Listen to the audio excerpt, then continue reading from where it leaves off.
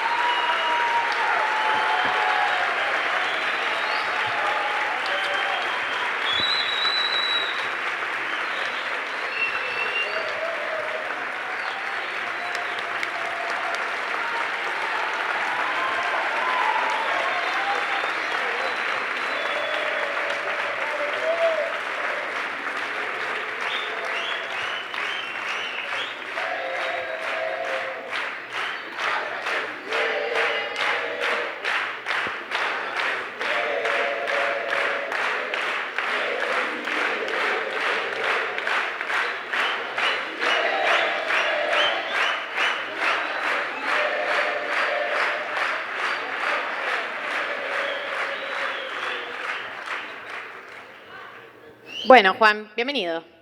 Has tenido una increíble la bienvenida que tuviste. Y para todas las personas que desean que Juan Grabois sea presidente, es muy importante que entiendan de qué va este libro, porque mucho de lo que pasaría en un potencial gobierno de Juan Grabois está acá, está en este libro. Y mi rol hoy es ir acompañando a Juan en lo que son los puntos más importantes de su visión del mundo, de lo que sueña que podría llegar a pasar, de los desafíos que podría llegar a tener. Así que si te parece, Juan, arranco por el principio, que creo que es lo más ordenado que puedo hacer, que es preguntarte un poco desde dónde te paraste para escribir este libro. ¿Querés que te dé tiempo para preparar el mate? Y yo estiro, si querés. Yo estiro mientras... Bueno, Juan, digamos, viene pensando en esto hace mucho tiempo. Se viene preparando no solo de las elecciones del 2023, sino para el 2025, quizás 2027, quizás 2029. En algún momento nos va a llegar el momento. Y por ese motivo queremos saber, ¿cuál es tu cosmovisión quizás teórica, de autores, del estado de situación? ¿Desde dónde te paraste para decir, che, escribo Argentina Humana? Quiero que la gente sepa en qué me apoyo. Bueno, gracias, Galia. Buenas tardes, compañeros y compañeras. Gracias por el recibimiento. Algunos prolegómenos. Agradecimiento a Gabriela Vigo, que falleció, que es mi editora, que peleó para que podamos tener esta sala. No quería dejar de mencionarla porque falleció hace poco. Vengo con unas muertes sobre mi espalda en estos tiempos.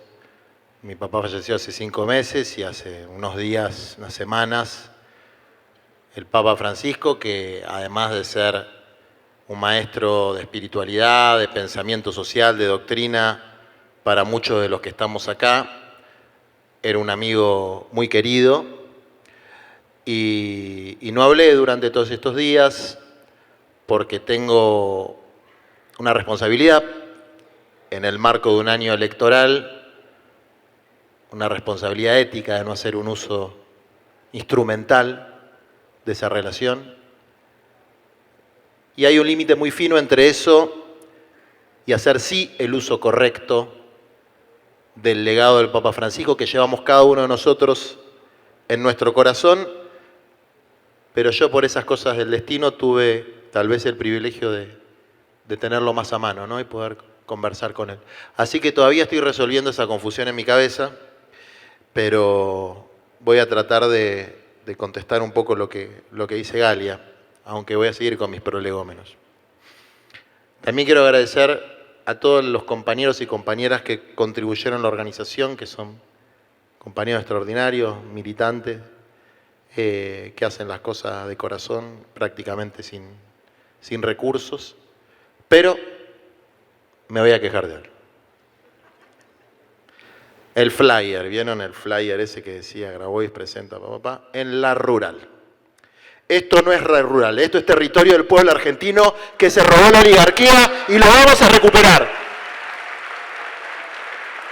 Este lugar, la oligarquía que bajo nueva forma se sigue reproduciendo durante el gobierno criminal de Bartolomé Mitre, el fundador de la nación, el genocida de la guerra de la Triple Alianza, porque nosotros tenemos memoria y sabemos historia, no como estos brutos iconoclastas, los iconoclastas siempre pierden, que hoy cerraron el Instituto Juan Domingo Perón, que hoy quieren proscribir a Cristina, porque no saben hacer política sin destruir, porque no saben hacer política con ideas, porque no se bancan un debate, porque no duran 3 segundos debatiendo. Esos herederos del genocidio de la guerra de la Triple Alianza y los que camuflados en el peronismo validaron con la venta a precio vil que este lugar se llame La Rural. Me acuerdo un 20 de diciembre del 2012, compañero del movimiento campesino de Santiago del Estero me dice, che, Cristina acaba de sacar un decreto decretando inválida la venta menemista de la sociedad rural. Wow. ¿Te puede gustar más o menos, Cristina? Y tal vez las cosas se compliquen, porque va a ser un año difícil. Pero qué ovarios que tiene esa mujer, La odian y la quieren sacar de la cancha por lo que hizo bien, no por lo que hizo mal. Ese es el odio gorila desde el día que los descamisados pisaron las fuentes de la Plaza de Mayo. Todo lo que huela a peronismo, todo lo que huela a pueblo, todo lo que huela a descamisados, lo odian. Y por la memoria de la mujer más extraordinaria de la historia de la humanidad, después de la Virgen María, que es Evita, que hoy es su natalicio, que es la que nos inspira. Por su memoria tenemos una obligación entre tantas, que este lugar sea un hospital de niños, que este lugar sea un centro de rehabilitación para personas con discapacidad, que este lugar sea para sus cabecitas, que este lugar sea para sus descamisados, y yo les aseguro que cuando tengamos el poder, de acá se va la oligarquía. Y ahora le voy a contestar a Gali. Podés ir por el poliedro de Evita, que puede ser un buen disparador. Bien. Tiene sentido el día que nos tocó. Tiene sentido. La primera parte del libro, a ver, ¿por qué se me viene a la cabeza escribir el libro? Este es un libro de combate. Este es un libro para dar la disputa, particularmente la disputa de este año, que es una disputa multifacética, no es únicamente una disputa electoral. Para dar la batalla frontal, sin diagonales, contra un gobierno criminal. Pero para darla desde un sentido. Para darla desde un propósito. Y la primera parte del libro tiene esta consigna, los fundamentos, el sentido de propósito. Y para graficarlo hicimos un dibujito.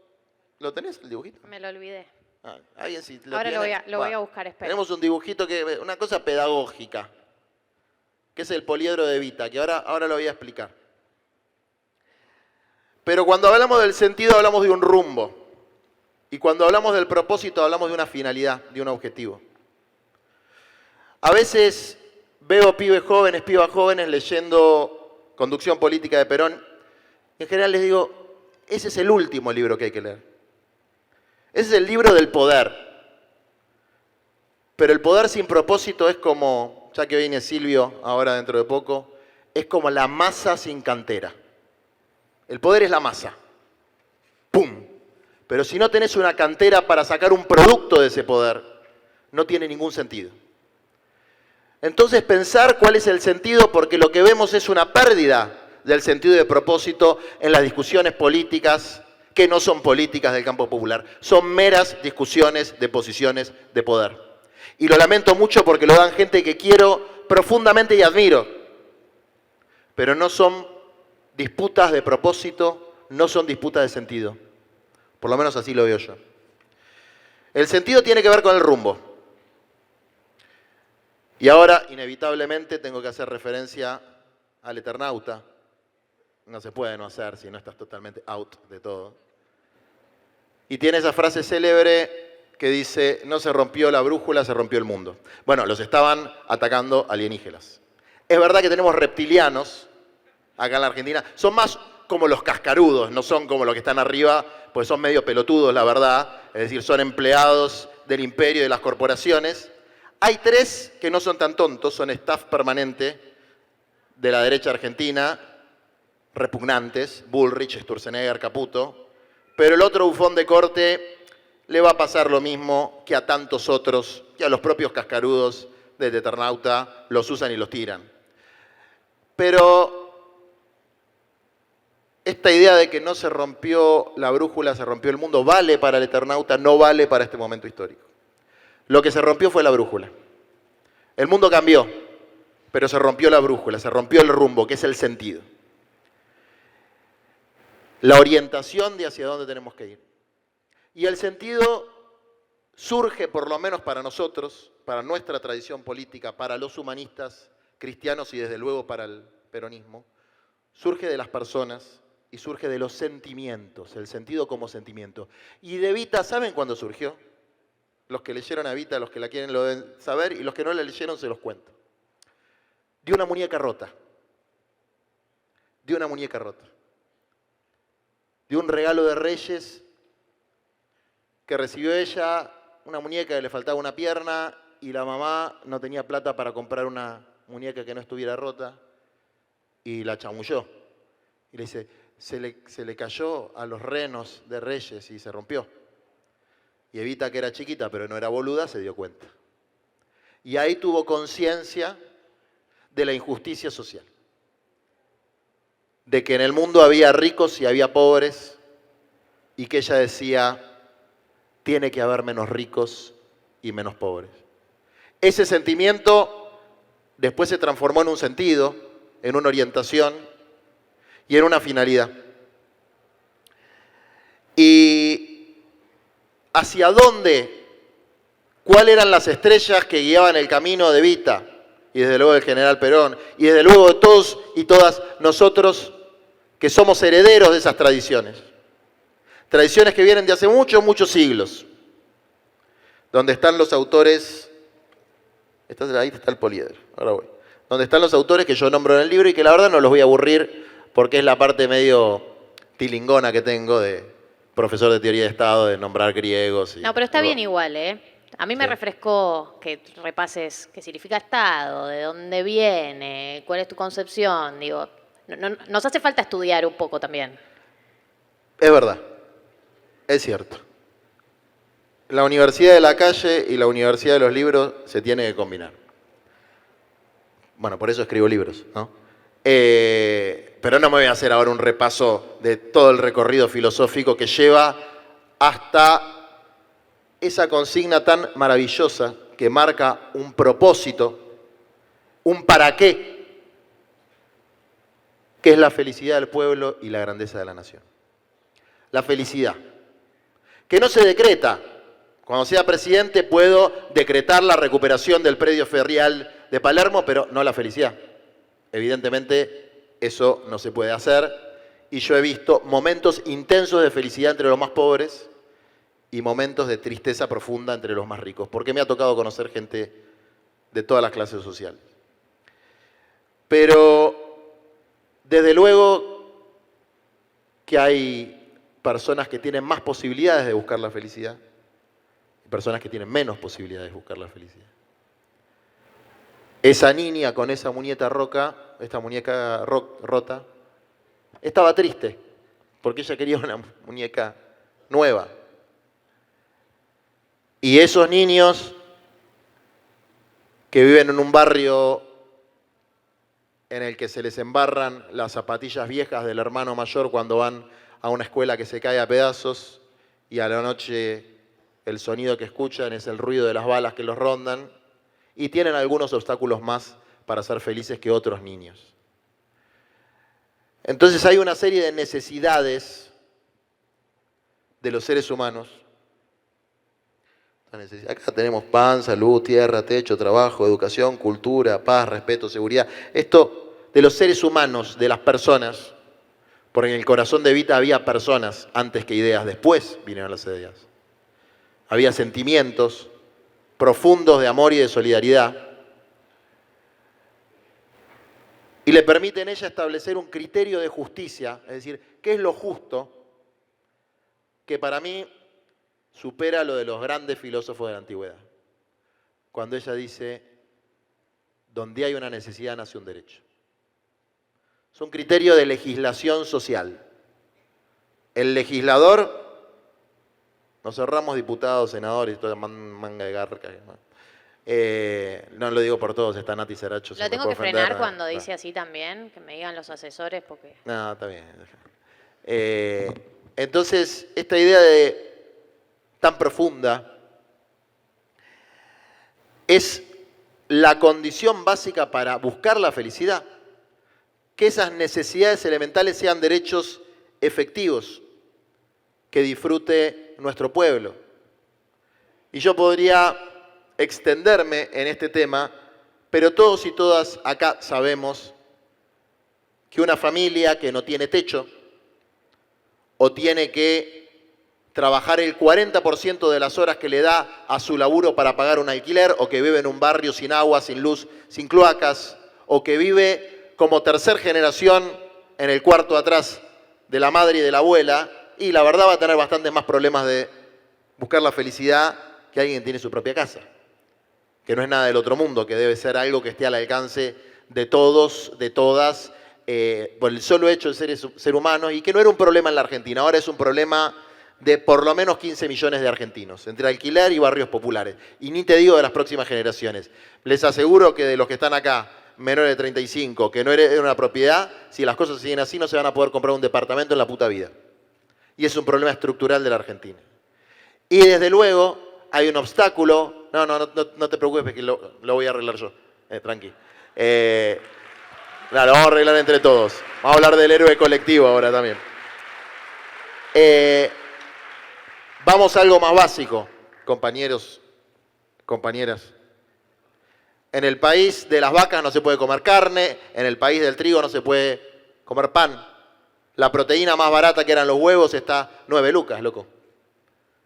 Comer.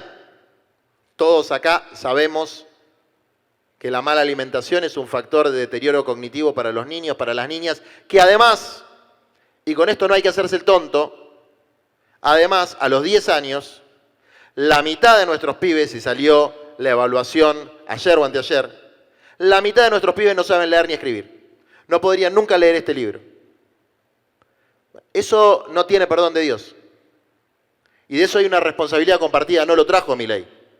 Milei tampoco trajo el problema habitacional. Milei tampoco trajo que la mitad también, estamos mucho en mitades, parece que hay una política casi planificada de descarte de la mitad de la sociedad. La mitad de los asalariados privados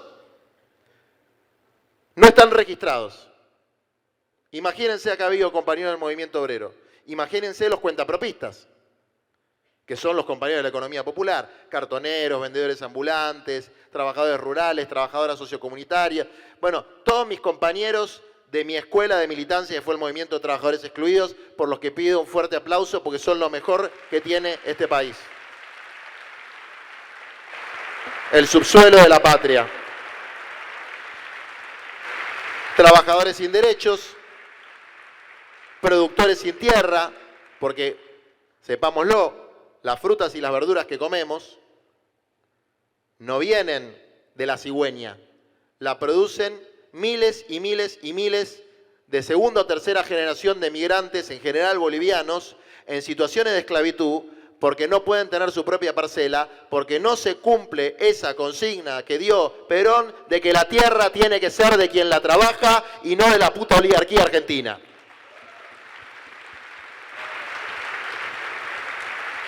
Termino con esto, compañera.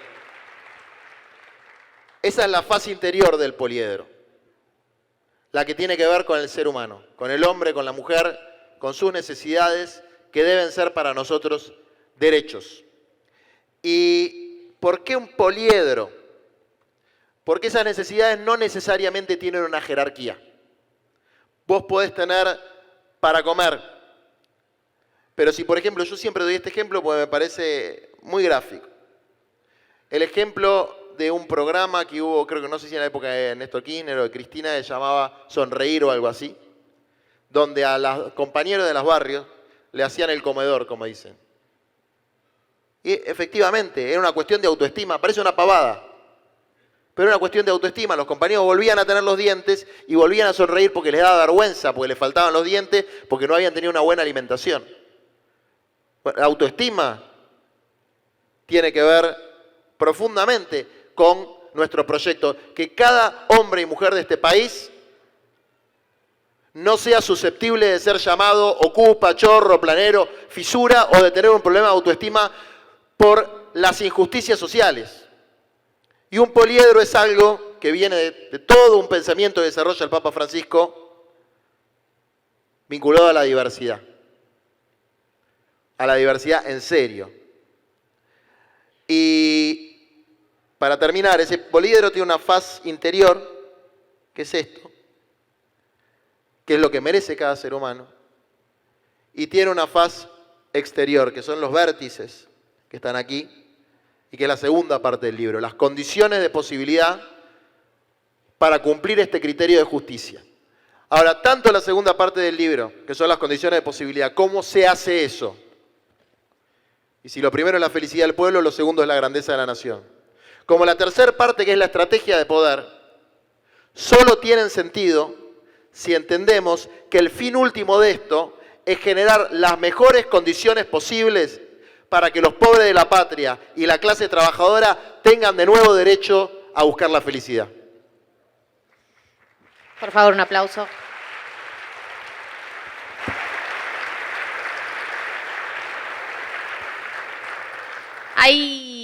Vos hablabas, Juan, recién de una segunda parte del libro, que estos son más como, la primera parte tiene que ver mucho con fundamentos teóricos, como dónde estás parado, el para qué. En la segunda parte hay algo que para mí es muy interesante también para muchos que estén acá, que están un poco perdidos, que es dónde estamos parados hoy, dónde está parada la Argentina hoy, dónde está parada la Argentina con respecto al mundo, y qué está pasando en el mundo con respecto a la Argentina, que la Argentina como un reflejo de un país más, como muchos países que quedan en el lugar que quedamos nosotros, pero bueno, con lo que nos caracteriza a nosotros en particular. Mira, a mí me tocó, como parte de mi trabajo y de mi militancia, estar la semana pasada en Estados Unidos, conspirando. Porque ellos conspiran y nosotros también. No somos boludos. Y no saben lo bien que me salió. Y lo veo a Smith acá, de Dragado y Balizamiento. Y él una vez me dijo algo que lo usé en una universidad muy topísima de la Ivy League que se llama Princeton. Estamos en un momento de confusión. Y él me enseñó una metáfora extraordinaria de marinero, de un marinero, que es, cuando hay una tormenta, la tripulación se empieza a mezclar. Los que estaban a la izquierda van a la derecha, los que estaban a la derecha van a la izquierda, los que están atrás van adelante, los que están adelante van atrás. ¿No? Bueno, es un momento de confusión. Y es un momento de confusión donde nos meten falsas dicotomías. Por ejemplo, democracia versus autoritarismo. No, señor. Esa es la dicotomía que les interesa a los garcas.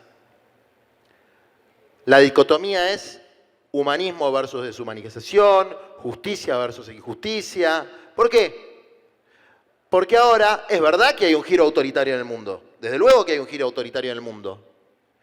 Pero a los de abajo y a los descartados, la democracia formal representativa, donde los señores periodistas de la nación estaban cómodos porque nadie los puteaba, esa a los nuestros no les servía tampoco. Entonces la dicotomía, y se los dice un compañero que habrán visto enfrentando a este gobierno criminal y autoritario todos los días, en todos los planos de lucha, a mí no me van a engañar que la dicotomía, si tratan mal a una persona que sí se puede defender, a ciertas élites que ahora les toca tomar un poco de su propio veneno, pero que no quieren discutir la redistribución de la riqueza, mucho menos de la riqueza de ellos. Entonces, estamos parados en un momento de confusión, donde nos proponen ir a una posición a la defensiva, una nostalgia de algo que no funcionaba bien. Y por eso hay que plantear una posición en la ofensiva. Si la derecha reaccionaria critica el status quo anterior, nosotros lo tenemos que criticar, pero 10 veces más. Porque el status quo anterior no hizo que en los barrios populares haya lo que tiene que haber, o que los pibes puedan comer, leer y escribir. Porque la democracia que la derecha reaccionaria llama casta, efectivamente era una casta. Entonces, esa es nuestra agenda. Que se hayan apropiado de nuestra agenda no quiere decir que tengamos que abandonarla. Es más, tenemos que profundizarla y sacarles la careta de que en realidad ellos son lo que dicen combatir. Y que una nueva generación, y no lo digo en términos de edad, lo digo en temas del sistema de valores que nos guía, está para combatir. Entonces, yo lo que veo es esta confusión ideológica. Y para cerrar, la confusión ideológica deriva de una confusión mayor, que es la fragmentación de nuestros pueblos y de la clase trabajadora en una cantidad de segmentos muy difíciles. Es como un rompecabezas imposible, formales, informales, de altos salarios, de bajos salarios, un quilombo. Y nunca hubo un cambio social en el planeta Tierra, un cambio político en el planeta Tierra que no haya estado precedido por la lucha de los trabajadores y de los humildes unidos. Eso es lo que pasó en la Argentina en el 2003. Lo hablé con Cristina con mucha claridad. Una vez ella dijo, los movimientos sociales son hijos del 2003. ¿No? El kirchnerismo, lo mejor del kirchnerismo, son hijos de la sangre de Max y Darío, que fueron los que pusieron el cuerpo para cambiar las cosas en la Argentina. Y si hoy la militancia que está en los barrios, si los barrios no se levantan, si los sindicatos no se levantan, si los movimientos populares no se levantan, no va a venir ningún Salvador de Marte a resolver los problemas. Ni Juan Grabois, ni Axel, ni Cristina, ni nada. Las cosas están en manos de ustedes, compañeros, de los pobres, de los de abajo. Y si no, no hay salida. Podemos tener los mejores planes, el nuestro es el mejor. Ahora vamos a hablar.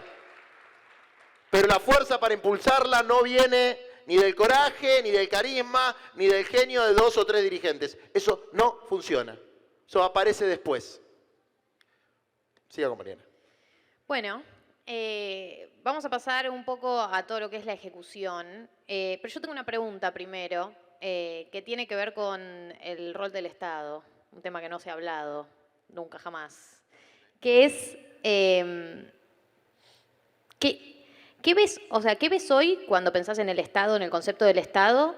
¿Y qué te imaginás vos cuando pensás en un Estado posible? ¿En cómo crees que debería ser el Estado?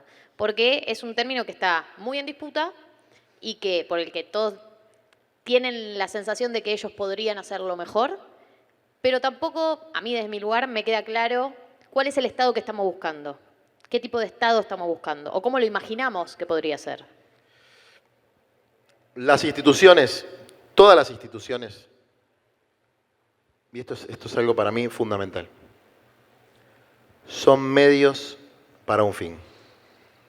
Y desde luego hay que ajustar los medios al fin, no el fin a los medios. ¿Qué quiere decir esto? Esto también es una enseñanza muy clara del Papa Francisco. Lo importante son los procesos y no los espacios. El Estado es un espacio en disputa, extraordinario, estoy de acuerdo. ¿Para qué? ¿Para qué? Esa era la pregunta que faltó en 2019. ¿Para qué? Desde luego, lucha política para sacar al mafioso Calabrés, de Mauricio Macri, y a su caterva de sinvergüenzas como Patricia Bullrich. Eso está muy bien. ¿Pero para qué? No había un para qué. El para qué se expresa en un programa, en una planificación, eso no existía. Y si me permitís, me ayudás con esto. Sí, claro. Mi viejo decía, no hay Evita sin Perón ni Perón sin Evita. Hay una simbiosis ahí. Porque hay una especie de evitismo que es del peronista tardío de izquierda acomplejado. Tipo, me encanta Evita, pero no hablo de Perón porque ya milico. No. El planteo de Perón, en todos sus escritos, pero particularmente en el modelo argentino para el proyecto nacional, una nueva forma de plantearlo, porque desde luego hay que hacer permanentemente actualización política y doctrinaria, son las condiciones de posibilidad para hacer lo que Evita quería, que es un derecho de cada necesidad. Y tiene 4 aristas. Una geoestratégica donde la palabra clave es patria grande. Sin unidad latinoamericana va a ser todo muy difícil en un mundo de poderes supranacionales, de grandes potencias, de imperios que vuelven a tener actitudes claramente imperiales. Otro eje es el institucional, ese es el del Estado, ahora voy a ir a eso. El socioeconómico, que requiere necesariamente una cantidad de reformas que hay que tener coraje para hacer. Reformas, por ejemplo, en el plano fiscal. Si no hay reformas en el plano fiscal, en lo que se recauda y de quién se recarga, después no vamos a poder hacer nada, porque ¿saben qué? Los derechos sociales valen guita, y la guita hay que sacársela al 1% de arriba, que la tiene producto de la acumulación de los bienes naturales que no los inventaron. Para los que creemos, los creó Dios. Y para los que no creen, bueno, loco, es la naturaleza. O me van a decir que la Barrick-Cole inventó el oro. O que los Echeverre corruptos inventaron la tierra, dicho sea de paso, no fue usurpación el proyecto Artigas, absolución a Dolores Echeverre, vamos a volver a ese campo y va a ser para que el pueblo pueda tener alimentos sanos y los productores puedan tener su tierra. Se joden los expresidentes de la sociedad rural procesados mientras los nuestros están absueltos. No había sido usurpación. Y sacaron de ahí a los compañeros como producto de los pactos de poder entre los garcas del PRO y los garcas nuestros, que no tienen que estar más. Hay que purgarlos sin piedad, ¿eh? De nuestro campo, purgar sin piedad a los traidores. No los vamos a matar. Es una purga pacífica. Entonces, en el plano socioeconómico, la planificación. Si se ofendieron los que dije que iba a purgar a alguien, les pido perdón. Es una metáfora stalinista, pero no. Bueno, y vamos a hablar de lo institucional, que es lo que me preguntaste vos, las instituciones. Una compañera que hizo un curso en China me contó algo que dicen los chinos de su estado y que a mí me conmovió. No sé si era así o no, o es un cuento chino, qué sé yo, pero la frase es extraordinaria. La palabra clave acá es la vocación de servicio. Cualquier compañero o compañera que está en la administración pública, que está en la educación, que está en la salud, que está en cualquier área donde el pueblo es lo que hay del otro lado del mostrador, tiene que, como dicen los chinos, servir al pueblo de todo corazón. Hay que cambiar el modelo mental con esto. Hay que cambiar el sistema de valores. Tiene que haber una revolución cultural adentro nuestro. Porque los derechos, y esto lo voy a decir, le guste a quien le guste, no me importa si se ofenden. Los derechos de cualquier servidor público son derechos derivados de los derechos del pueblo. Primero están los derechos del pueblo. Primero están los derechos de las comunidades originarias que no terminaron de ser relevadas porque hubo una paja por parte de las instituciones del Estado, que en este caso estaban repletas de compañeros militantes que no tuvieron una actitud militante para hacer ese relevamiento. Y podría repetir esto en distintas instituciones. Pareciera ser que no podemos entender cuál es el sujeto protagónico de las políticas públicas, que es el pueblo, no los integrantes del aparato del Estado. Entonces, para mí esto es un tema fundamental, porque si nosotros no logramos una disciplina profunda, basada en un espíritu de sacrificio por el pueblo, nos hemos acostumbrado en la posmodernidad a hacer exactamente lo contrario a lo que enseñaba Evita o el Che Guevara. Las enfermeras de Evita, las cocineras de los comedores comunitarios durante la pandemia. Un ejército, loco, un ejército invisible. Y del otro lado, compañeros nuestros del Estado que no nos querían prestar, porque yo estuve ahí y no me lo contó nadie, las cocinas de las escuelas. Entonces había que cocinar a leña. ¿Para qué está eso si no es para servir al pueblo? Y lo digo esto porque es un muy buen argumento de los neoliberales y los reaccionarios y los falsos libertarios para querer destruir todo lo que nosotros necesitamos reconstruir. Ahora, no neguemos que está en crisis, que la institucionalidad está en crisis, porque si negamos que está en crisis y simplemente reaccionamos defensivamente frente a la agresión del enemigo, perdemos el sentido de propósito. Milei es un accidente en la historia. Lo vamos a sacar, probablemente lo metamos preso, nosotros lo metamos preso con la causa Libra. No se preocupen que preso va a ir. No se preocupen que Karina Milei presa va a ir. Y va a ser lindo. Y después porque nuestro espíritu cristiano nos obliga, por ahí lo vamos a visitar. Porque lo dice en Mateo 25.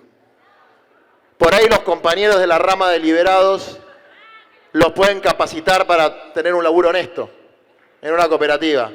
Pues nosotros somos humanos, no los queremos hacer sufrir. Pero bueno, se la mandaron para ir en cana. Ahora, el problema es lo que vamos a hacer después. Y lo que vamos a hacer después tiene que ser una revolución en el campo educativo, una revolución en el campo sanitario, para que se dé vuelta la torta.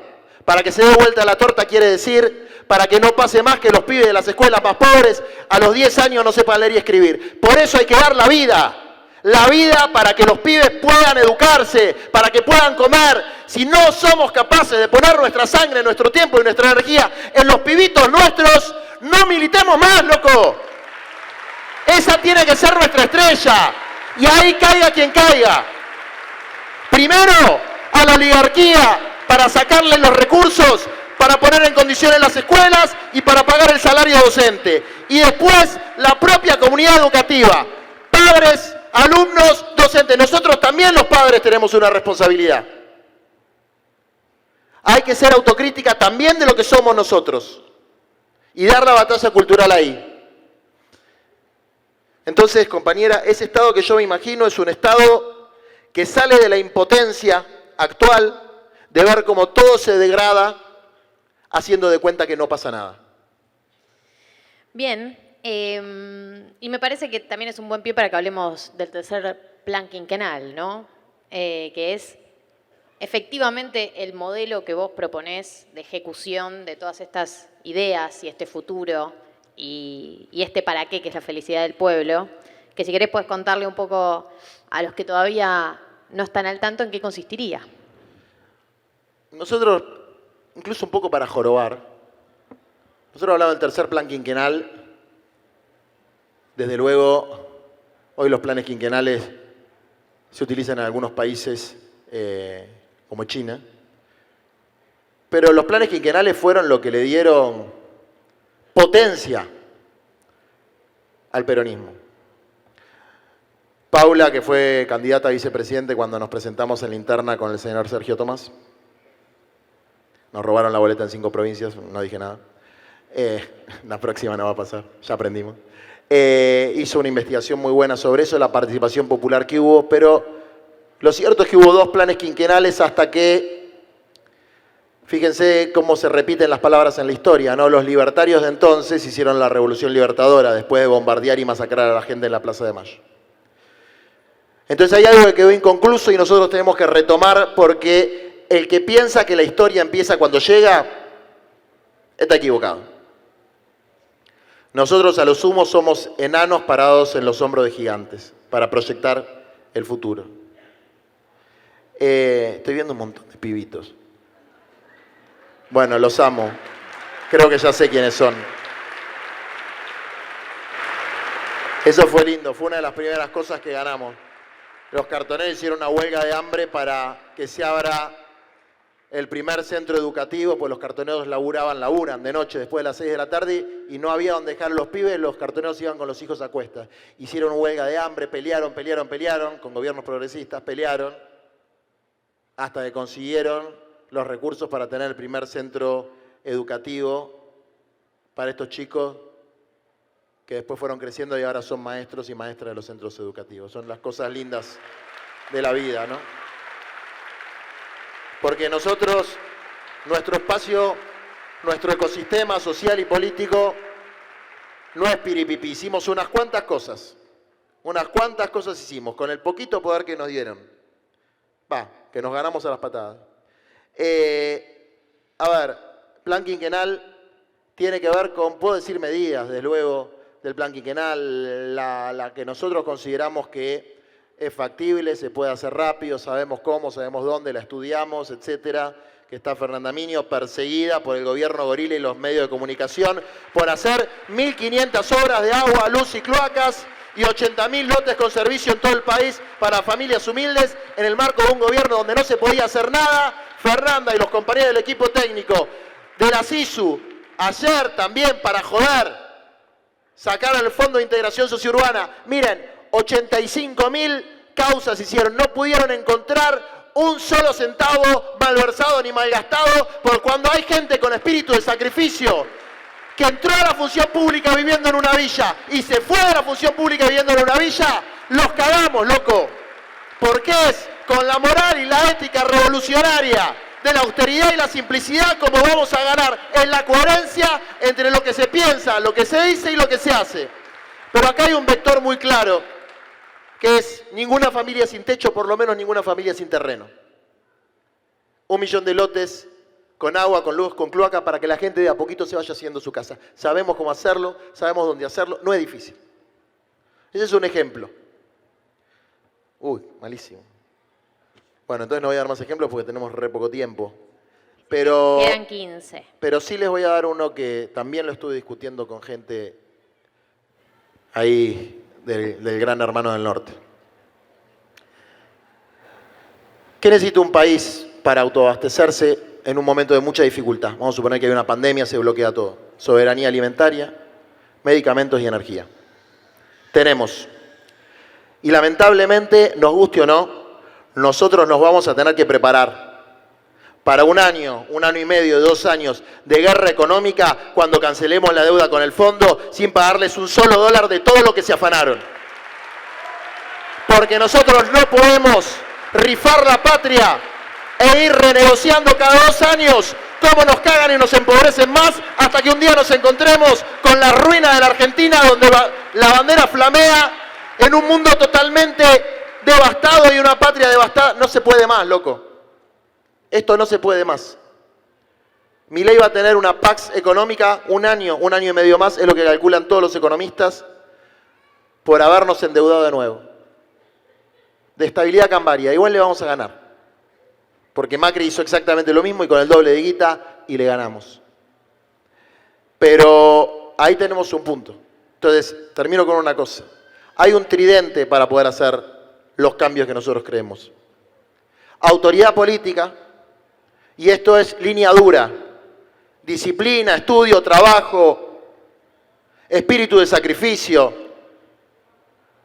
No son corazoncitos, no son lindos nombres de ministerio. Línea dura, espíritu de sacrificio. Sin eso no vamos a ningún lado. El segundo punto es autoridad política, entonces.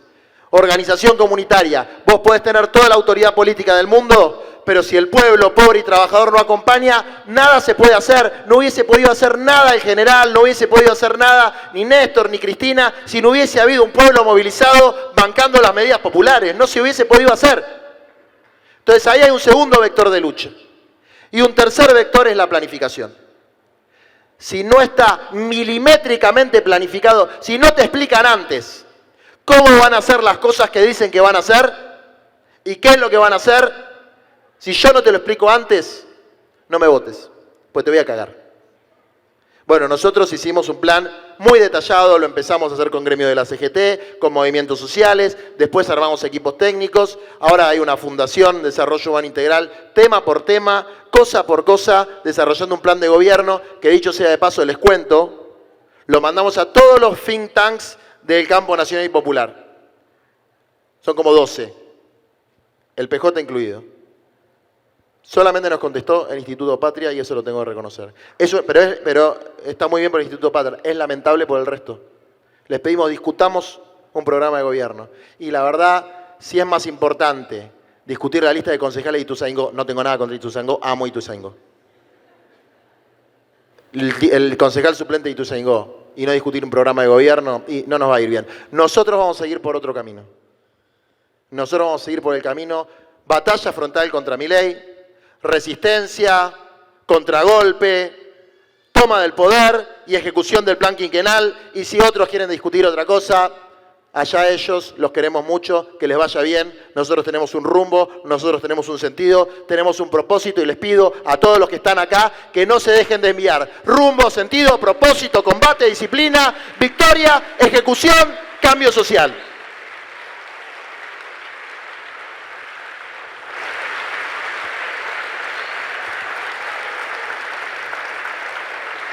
Te quiero preguntar algo, Juan, porque creo que vos tenés algo que a muchos nos convoca, que es que uno te escucha y como que lo inunda un optimismo al que uno no está acostumbrado en estos tiempos. Más bien son tiempos como de bastante desesperanza, por lo menos para mí, quizás no estoy hablando por todos. Y vos tenés un concepto en el libro, que también lo has desarrollado públicamente, que es la organización de la bronca, que es esto de, bueno, la bronca que hoy quizás la ha canalizado, o parte de la bronca que ha canalizado este gobierno, proponés organizarla hacia otro lugar. ¿Cómo crees que se puede volver a hablarle, volver a canalizar, volver a llamar, o volver a, no sé, no sé si la palabra capitalizar, pero como acercarnos a esa bronca desde otra mirada del mundo, desde la mirada quizás que proponés vos, o desde una mirada más humanista? A ver, en la organización de la bronca, en la resistencia del contragolpe, hay distintos planos de intervención. Está el plano judicial, donde los tenemos procesados por la causa Libra, donde tenemos procesados a los Echeverre. Es un plano que conozco porque soy abogado. Está el plano de la calle. Está el plano de la política parlamentaria. Y hay un plano que es insoslayable, que es el plano de la solidaridad cotidiana en el territorio, en los lugares donde está la carne abierta y sufriente de nuestro pueblo. Que lo tratamos de hacer de nuestro espacio con las brigadas de educación, de salud, etcétera, con las cooperativas del movimiento, etcétera, pero en el que todos estamos convocados, porque la fuerza de las ideas, desde luego, es imprescindible. La fuerza y la claridad en las ideas. La fuerza y la claridad en los planteos, en las propuestas. Pero hay algo que es más importante, sin lo cual la fuerza de las ideas es como un yogur descremado, que es la fuerza del ejemplo. Sin el ejemplo de una militancia profundamente arraigada en la realidad fundamentalmente de los sectores populares, que son los de abajo y los del medio. Los de abajo y los del medio. No hay que preocuparse tanto por caerle bien a los de arriba y los de más arriba. Esa militancia y esa coherencia de vida, esa fuerza del ejemplo, creo que es lo que finalmente, Papa decía, la iglesia, sobre todo por la iglesia primitiva, no crece por proselitismo, crece por atracción. Y es lo que creo que pasa con nuestro espacio. No tenemos un mango, no podemos abrir básicas, etcétera, pero crece por atracción. Porque hace muchos años que practicamos lo que predicamos, y antes de dejar de practicar lo que predicamos, quien les habla y muchos de los que están acá se cortan una mano. Porque esa es la moral, la ética, la visión que hemos tenido, con la que vamos a seguir trabajando, nos vaya bien o nos vaya mal. Si nos va bien, vamos a gobernar y vamos a hacer los cambios. Y si nos va mal, vamos a dejar un testimonio. Pero no se preocupen, nos va a ir bien.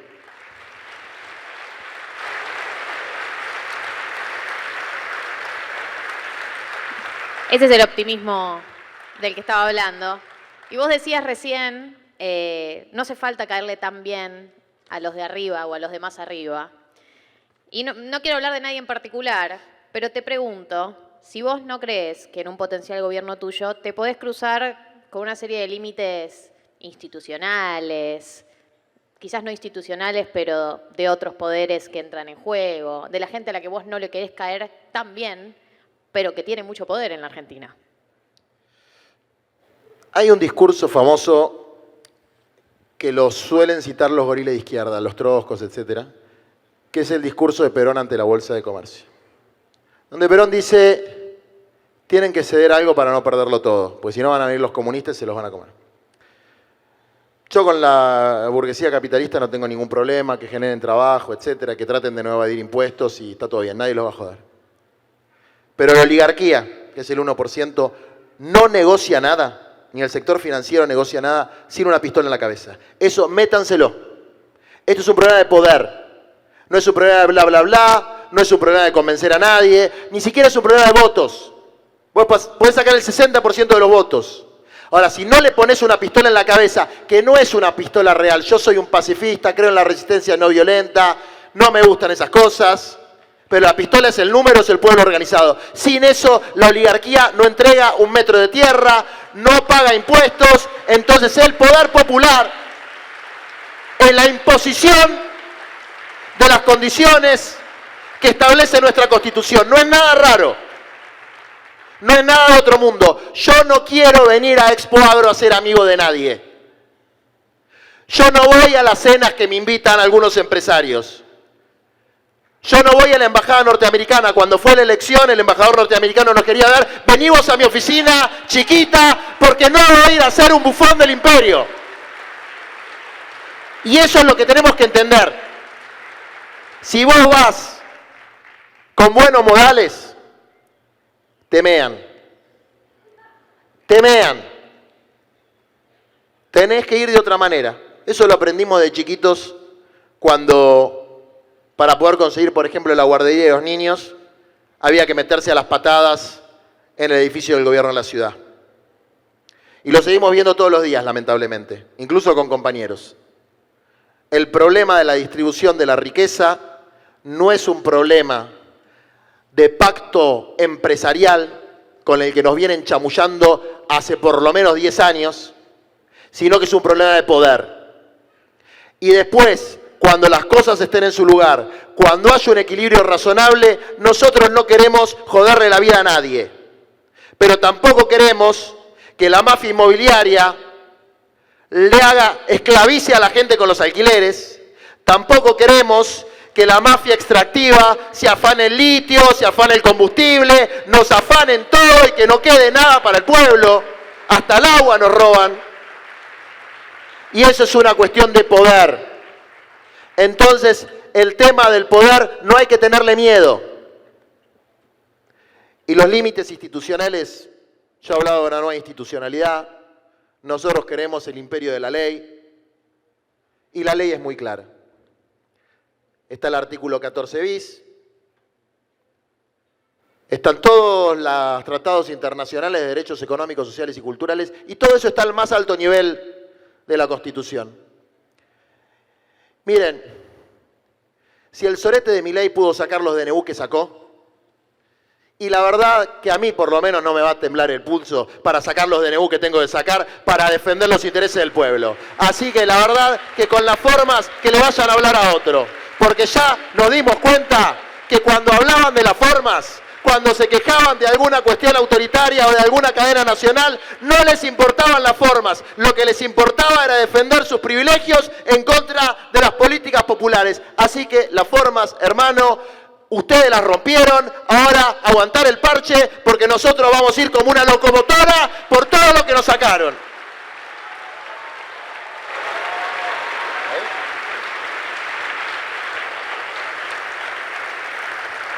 Me dicen por cucaracha que tenemos unos minutos más. Y quería preguntarte, una pregunta quizás más personal, más existencial, no tan del operativo, de lo pragmático, que es, ¿qué rol ocupa la fe en la construcción de un proyecto así? Y no me refiero obviamente solo a la fe cristiana, la fe en su sentido más amplio.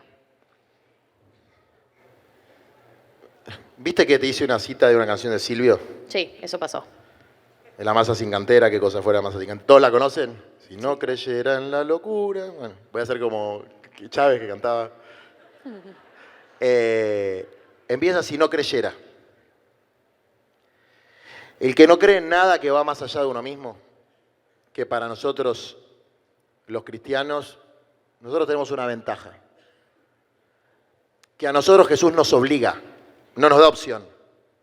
Jesús nos dice, vos tenés la obligación de alimentar al que tiene hambre, de darle de tomar al que tiene sed. Vos tenés la obligación de visitar al preso, de visitar al enfermo, de recibir al extranjero. Estás obligado, no puede ser otra cosa, si no te vas al infierno. Bueno, no irse al infierno es un muy buen incentivo. Así que a los cristianos, digo, tratemos de no ir al infierno, que nos vamos a encontrar con un montón de los garcas que combatimos, así que mejor hagamos otra cosa. Y a los que no son cristianos o que no tienen una... Bueno, en todas las grandes religiones existe la cuestión del amor al prójimo, y que eso se da, también en la enseñanza del Papa, ¿no? En las microrelaciones, que es la cotidianeidad, que es como tratás al de al lado, pero también en las macrorelaciones, que es la política. Y una política de inspiración humanista o inspiración cristiana, simple, popular, humanista y cristiana, ¿verdad? Número 14, tiene este criterio de justicia que también explicó Evita, que tiene que ver con las necesidades, porque a veces hay algún pensamiento, se nos infiltra algún pensamiento meritocrático, mezquino por ahí, de la caña, ¿viste? No hay que darle el pescado sino la caña. Sí. Jesús repartía pescados y partía panes y no tenía ningún problema moral con eso. Y siempre te quieren dar para los pobres una cañita de madera de mierda, ¿viste? Para las mojarritas, una mojarrera. Y los otros van con unos buques así gigantes de chinos y te sacan todos los pescados. No, acá donde hay una necesidad hay un derecho. Desde luego, la mejor forma de poder garantizar el derecho es que cada compañero, cada compañera adulto, no niños, adulto, pueda desplegar su creatividad en un laburo donde le reconozcan todos los derechos. Eso es lo que queremos todos. Porque es muy fácil decir que nosotros queremos criar vagos, simple y sencillamente porque reconocemos una realidad, y es que no hay más pleno empleo en la Argentina. Y que los compañeros que se inventan su propio trabajo tienen que tener derechos, y esos derechos tienen que estar garantizados por el erario público. Del mismo modo que el erario público le da exenciones por 500.000 millones de pesos a las mineras, le da exenciones por 200.000 millones de pesos a los garcas del Poder Judicial, que es una de las primeras reformas institucionales que hay que hacer, porque con un Poder Judicial mafioso no hay justicia, no hay derecho, y es el imperio de la fuerza. Sigue en la Corte Suprema la causa por la anulación de la venta de este lugar. 2 jueces nombrados por decreto, bueno, no jodamos, su chiste. Entonces, bueno, la fe tiene ese rol para nosotros, eso es una obligación, no nos queda otra. Y esa obligación la hacemos, como dice en su documento programático el Papa, que se llama Evangelii Gaudium, que quiere decir la alegría del Evangelio, la hacemos con alegría, pero no con esa alegría tipo tiernita. La hacemos con una alegría apasionada de estar absolutamente convencidos de la justicia de nuestra causa y de la importancia que tiene para las generaciones que vienen después, como lo tuvieron para nosotros, que haya hombres y mujeres dispuestos, como Evita, a dejar jirones de su vida en la lucha.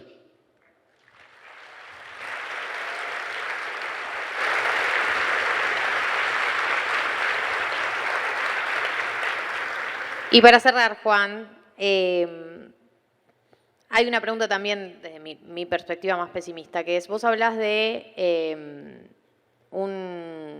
es un imperio de facto, que hablas de esto de que hay una oligarquía transnacional. Esto quiere decir que nos estamos dirigiendo hacia un mundo donde los ricos del mundo se están transformando en estados o pequeños presidentes del mundo, que se está perdiendo, los estados van perdiendo cada vez más poder de defenderse a sí mismos, más autonomía, y nos estamos de a poco caminando hacia un mundo en donde los que gobiernan son los CEOs, los ricos, los súper ricos. Entonces yo te quiero preguntar a vos, ¿cómo crees que la Argentina se puede parar frente a un proceso que es más grande que la Argentina, que está afectando a todo el mundo y que incluso uno podría ver estados más fuertes que el nuestro que tampoco logran resistir del todo a eso? ¿Tenés algún modelo, tenés algún norte con respecto a eso? La historia del siglo XX, sobre todo en la posguerra, es la historia de los movimientos de liberación nacional. Contra estados que parecían invencibles. Los norteamericanos parecían invencibles y los vietnamitas los sacaron a patadas. Braden y la Unión Democrática parecían invencibles y Perón les ganó. Entonces, esto que vos planteás, nosotros lo llamamos plutocracia. Pues el gobierno descarado de los más ricos. que antes se escondían detrás de sus políticos. Ahora, bueno, Galperin, viste, ya pasó de moda porque Milei es amigo de Elon Musk, lo dejó, viste, se hizo amigo del rico y lo dejó el amigo pobre ahí medio de lado, pobre Galperin. ¿Cómo le vamos a hacer pagar impuestos a Galperin? Ya me río por anticipado. Hay que traerlo de vuelta primero. Sí, no, pero tiene bastantes activos acá, muchos sobre terrenos públicos. Ahora que de nuevo, Eternauta. Están los cascarudos, están los manos y están los sellos. Los cascarudos son los cipayos. A esos los aplastamos, no hay problema. Vos Simbólicamente. Seguís el... Si me siguen la metáfora del Eternauta, porque por ahí Sí, no claro, la vieron sí la toda. vimos. ¿La vieron ¿Todos todos? vieron el Eternauta? ¿La vieron todos más o menos? ¿O la Bueno. leyeron? Yo no me voy a hacer el leído. La empecé a leer y no la terminé. Pero ahora la estoy viendo, la estoy entendiendo mejor. Los sellos son los que... los manos son los que manejan a los cascarudos. Sí. ¿No? Vendría a ser la plutocracia. Pero atrás de eso están los sellos. Que es algo que va por afuera de la voluntad humana, que es una cosa cósmica. Y que tiene que ver con el mal. Y que tiene que ver con una lucha espiritual que existe desde que el mundo es mundo. Y que no va a terminar hasta que termine el mundo. Y que siempre estuvo en disputa. Entonces hay una pelea espiritual de fondo. Ahora, si vos lo querés llevar a terreno práctico, ¿cuál es la estrategia para poder enfrentar a esos poderes supranacionales? Lo primero que tengo que decir en relación a eso es que para poder cumplir nuestro programa político, por lo menos los primeros puntos de nuestro programa político, el problema que tenemos es con la oligarquía local. No hay que dar una pelea a escala la guerra de las galaxias. Tenemos que resolver el tema con 100 familias de garcas que hay acá. Tierra, techo y trabajo para los nuestros no va a faltar, porque este país tiene una cosa maravillosa que es la enorme riqueza potencial que tiene, su enorme territorio y que tenemos la densidad poblacional una de las más bajas del mundo. Tenemos mucha tierra por habitante. Entonces, acá, si no nos afanaran todo y si los que deberían defender la patria no dejaran que se la afanen, resolvemos el problema. Así que el primer plan quinquenal lo hacemos sin pelearnos con ninguno de los que están en los niveles supranacionales, salvo con el Fondo Monetario Internacional, que tenemos claro, ya sabemos cómo lo vamos a resolver. Es como dice Patricia Bullrich, es algo muy interesante que ya vas a entender. Y después hay un segundo plano geoestratégico que tiene que ver con el hemisferio suroccidental. Vos agarrás el mapa, lo partís en 4, la parte suroccidental la tenemos que poder controlar junto al resto de los países, que fuimos una sola nación cuando era el virreinato del Perú, después el virreinato del Río de la Plata y que los británicos nos dividieron. Bueno, hay que reunificar la patria grande. Estuvimos cerca cuando fue el no al ALCA, con Evo, con Chávez, con Néstor, con Lula, con Mujica, con Lugo. Estuvimos cerca. Y después nos dividieron. Lo podemos volver a hacer. Lo podemos volver a hacer. Y lo vamos a hacer mejor. Pero insisto, para el primer plan quinquenal, con ajustar cuentas con los garcas de acá, y ajustar cuentas quiere decir, loco, paguen los impuestos. No es muy difícil. Sí, no es tan complejo. No los vamos a meter presos, no los vamos a perseguir. Paguen los impuestos. Si pagan los impuestos está todo bien. Ahora, si no pagan los impuestos está todo mal, ¿eh? Los vamos, sí, ahí sí, van a tener el mismo tratamiento que ustedes le dan a la gente en situación de calle. Así, el mismo tratamiento que les dan. Si no pagan los impuestos la van a pasar mal. Y eso no es patoterismo, es justicia. Es decir, cumplan con la ley como pretenden que los demás la cumplan. Nosotros tenemos un presidente que le dijo al foro de Yao Yao y todos estos reptilianos sinárquicos oligarcas de la Argentina, les dijo, ustedes son héroes porque no pagaron impuestos. Eso pasó. Eso pasó. Eso pasó en la República Argentina. Fue increíble, la verdad. Récord mundial de hija de putés.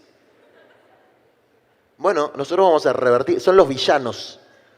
Los multimillonarios que no pagan impuestos son los villanos. Hay que cambiar un poco esta cultura de el rico como el benefactor social, que la trajo Milei y que lamentablemente algunos nuestros compran. Como decía Jaureche, admiran a los oligarcas gente que no tiene más tierra que la maceta en el balcón, ¿no? Bueno, esa pelea hay que darla, y hay que darla también con nuestros pibes, a los que les venden ya no les venden más nada, porque esto de la criptomoneda tiene dos efectos. Primer efecto, que nosotros como querellantes, ya lo dije, los vamos a meter preso. Creo que a Karina Milei la metemos presa antes que termine el gobierno, pues está hasta las manos, chorra. Bueno. Es una emprendedora. Pero... Ahora, tiene otra derivación, que es que en el barrio más pobre de la Argentina, el que es garca es garca. Es peor que el chorro. El que es garca es garca. El que te dice, che, comprá esta, que te va a ir bien, apostá al 25 que ya lo tengo arreglado, y después sale el 26, ese tipo es un cagador. Y entonces hay un montón de personas que creyeron, de manera totalmente legítima, porque los venían cagando, que veían un hombre que por lo menos decía lo que pensaba, que iba de frente, se dieron cuenta que ese tipo que decía lo que pensaba, en realidad era un cagador, que te dijo, apostá al 26, pero tenía arreglado el 25 para llevarse todas las fichas él. Y ese nivel de garquismo, el pueblo se lo va a hacer pagar. A la larga o a la corta, el pueblo le va a hacer pagar que sea un cagador, que le haya pegado a los jubilados, que haya destruido todo lo que destruyó, el pueblo se lo va a hacer pagar. Y para los que entienden algo de historia de la Segunda Guerra Mundial, a todo Benito le llega su Loreto. Después googleenlo. Googlearemos. Juan, tenemos que ir cerrando. ¿Te quedó algo en el tintero, algo que quieras decir para cerrar? ¿Alguna frase que nos inspire ahora que tenemos que salir al mundo, que nos está esperando? Tengo algo que no sabía si decirlo o no, pero me dio como ganas. Sí, era probable que pasara. ¿Vieron que hay elecciones este año? Sí. Unas acá en un par de fines de semana, tenemos unas acá. ¿Vieron que está el cónclave? Hay otras elecciones ahora. También. Yo tengo mi amigo, que me quedó ahí, un cardenal que está en el cónclave, Cherny. ¿Está ahora votando? Está votando. Bueno, vamos a ver si hay algún milagro, pero este amigo, con el que organizamos los 4 encuentros de movimientos populares, les recomiendo a todos leer los discursos del Papa ahí, porque son lo más avanzado en el pensamiento social que hay en el mundo. Este amigo dio una nota y le decían esto. Le decían, bueno, ahora tiene que venir el Papa de la Unidad, porque Francisco dividió todo, no está a la izquierda, está a la derecha, los progresistas. Y el tipo dice, no, para. Eso de la unidad es un subterfugio. Porque quiere decir que no hay doctrina. Es relativismo. Con tal de juntar las partes que están rotas, negamos la doctrina. Y a mí muchas veces la gente cuando me dice, che, júntense todos, tienen razón, hay que juntarnos para combatir a este criminal. Pero ahora hay elecciones legislativas. Escuchen lo que voy a decir. Y en las elecciones legislativas no se define el gobierno. ¿Saben lo que se define? La hegemonía en cada una de las coaliciones. Eso es lo que se define. Es cierto que hay que hacer coaliciones amplias para ganar las elecciones. Y es cierto que el Estado se disputa por vía electoral. Entonces, la tarea que tenemos es tomar el poder a través de las elecciones. Pero las coaliciones tienen distintas facciones, ya lo hemos visto. El problema es quién tiene la hegemonía. Y en estas elecciones se disputa la hegemonía. Y nosotros, ¿saben lo que vamos a hacer? Vamos a disputar la hegemonía porque no queremos más que pase lo que pasó en las 3 últimas elecciones. Un garca tibio neoliberal de candidato oficial a presidente. Todo bien con Alberto, todo bien con Scioli, todo bien con Massa. No es nuestro camino, no es nuestro camino. Nuestro camino es la confrontación con los enemigos del pueblo y la vida por los pobres, por los descamisados, por la clase trabajadora. Entonces lo que vamos a hacer, el camino que vamos a seguir, es construir hegemonía de los que queremos ir para adelante, de los que no vamos a lloriquear a la embajada, de los que no venimos a chuparle la media a la oligarquía en la rural. Los quiero mucho, nos vemos. ¡Viva la patria! ¡Viva la patria! ¡Viva la patria!